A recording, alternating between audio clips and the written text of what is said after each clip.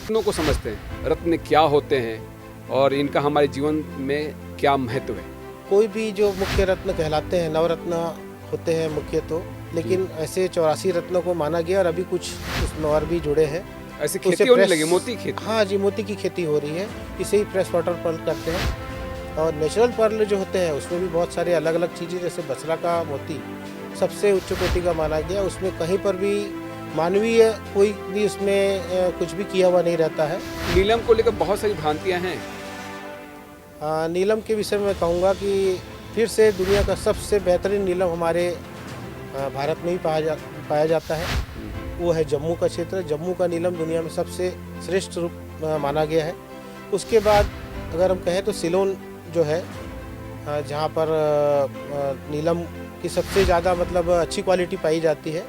क्योंकि असली और नकली में लोग काफ़ी उलझ जाते हैं। कोई बोल देता है कि ये नकली है, कोई बोल देता है असली है, फिर वो दिमाग उसी में उलझ के रह जाता है। हाँ, ये हमारे लिए बहुत दुर्भाग्य की बात है कि आज हमारे सनातन में कहूँगा या वेदों में जो लिखा गया है रत्नों का, वो रत्न असली होंगे तभी प्रभाव देंगे। सूर्य के रत्न माणिक की अगर बात करें तो माणिक के लिए एक कहावत मैं सबसे पुरानी आपके सामने रखना चाहूँगा। जी, पहले के ज़माने में कहते थे कि माणिक की दलाली में हीरे मुफ्त में मिलते हैं। ऐसा माणिक इतना दुर्लभ रत्न है, लोग सिर्फ हीरे को जानते हैं कि हीरा बहुत कीमती रत्न होता है, लेकिन असली माणिक जो होता है, जिसे बर्मा का माणिक कहा जाता है, वो अगर साफ़ सुथरा हो, चमकदार हो और उसका कलर के लिए सबसे एक अच्छा माना गया है उसके लिए कि कबूतर के खून का कलर जो होता है वो दुनिया में श्रेष्ठ माना गया माणिक के कलर के लिए। पुखराज को कैसे पहचाना जाए कि असली है या नकली? असली और नकली की पहचान के पहले मैं आपको बताना चाहूँगा कि इसके जो बोलचाल की भाषा में शब्द उपयोग किए जाते हैं, पुखराज जी, एक्चुअल में जैसे इंग्लिश नाम है येलो सफ़ायर और ब्लू सफ़ायर, तो बेसिकली ये दोनों एक ही जगह से, एक ही खदान से निकलते हैं, एक साथ निकलते हैं। जो नीला कलर लेता है उसमें जो केमिकल कंपोजिशन होता है उसमें कुछ चीज़ें ज़्यादा होती तो नीला कलर ले लेता है, कुछ चीज़ अगर ज़्यादा होती तो पीला कलर ले लेता है। हम इंसान कैसे समझेगा कि असली क्या है नकली क्या है? वो तो कंफ्यूज रहता है रत्नों को लेकर। असली और नकली के लिए वो तो जरूर विश्वास पर ले लेता है कहीं भी। हाँ जी, विश्वास पे ले लेते हैं, बिल्कुल मैं कहूँगा। और अभी सबसे ज़्यादा इसमें जो, क्योंकि ये विश्वास का ही काम है, लेकिन ऑनलाइन की वजह से इसका लोगों तक अवेयरनेस पहुँची, जो कि एक अच्छी बात भी है, लेकिन ऑनलाइन ही सेल भी कर रहे हैं।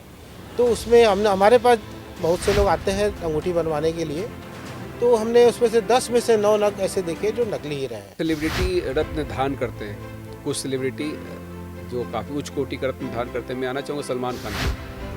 फिरोजा धारण करते हैं, वो आपने देखा होगा, वो भी ब्रेसलेट में। तो ताजमहल में जो लगा हुआ है वो असली फिरोजा लगा हुआ है वहाँ पर, जो सुंदरता बढ़ा रहा है ताजमहल की। और उपयोग या प्रभाव के लिए कहूँगा मैं तो फिरोजा एकमात्र ऐसा रत्न है जो 2-3 ग्रहों के रत्नों को एक साथ कवर करता है। अच्छा। ऐसा कहा जाता है कि वो बुध को भी कवर करता है, शनि को भी करता है और शुक्र को भी कवर करता है। ऐसा हमने कुछ ज्ञानियों से सुना है। नीलम को लेकर बहुत सारी भ्रांतियाँ कि नीलम चांदी में पहने, गोल्ड में पहने, या अमिताभ बच्चन जो नीलम पहनते हैं तो प्लेटिनम धातु में पहनते हैं, ऐसा कहा जाता है। आज की तारीख में जो नीलम उनके हाथ में है वो केवल मैं टीवी में देखे हुए आधार पर कह सकता हूँ कि कम से कम 1 करोड़ रुपये का होगा।